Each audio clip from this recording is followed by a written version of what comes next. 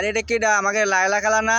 ও খালা, শেষ পর্যন্ত ছেলের জন্য কষ্টে গান গাইতেছো? হ্যাঁ এ বেটা মামুনে, দেখ তোর মাই কেমন কষ্ট করে তোর লাগে গান গাইতেছে। একটু মোটন গলা রে ভাই, গলা বুঝছিস? তোর মারে কষ্ট দিস না, আর বুঝিস নাই।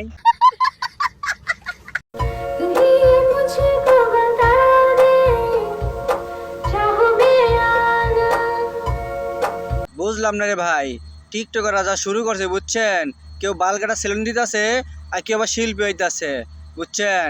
এই দিকে আমাকে হিরো আলম ভাইয়ের এই অবস্থা। এ আল্লাহ, আমাকে তুমি উঠায় নাও, উঠায় নাও একবার। ও গান ये मुझको बता दे जाऊं मैं आना। আমি একটা জিনিস বুঝি না রে ভাই, এসব টিকটকার রে বাজার জাত করে কোন হালায় কনছে?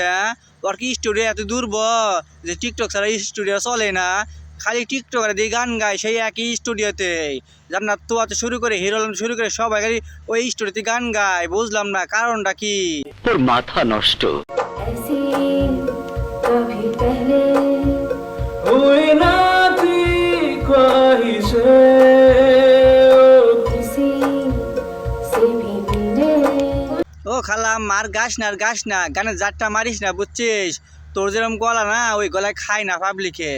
কুত্তা যদি শুনতে চাইব না তোর গান বুঝছিস, কুত্তারও ডিমান্ড আছে বুঝিস না, কিন্তু তোর ডিমান্ড নাই। তোর মুখ আমি মুইতা দিমু।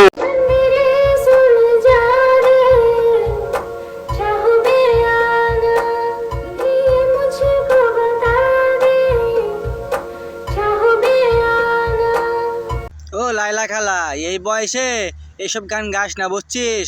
কোন কচি ফাটা আবার জাংনা পায়ে যাবো তোর লাগে বুঝিস নাই? তুই এইসব গান করার দরকার নাই, তুই আর কারো জীবন ধ্বংস করার দরকার নাই বুঝছিস? তুই একা আসি একাই থাক, আর দ্বিতীয় কোনো সন্তান নেওয়ার তোর দরকার নাই বুঝছিস? নিঃসন্দেহে তুই ঠিক কথা বলেছিস। আবার আছে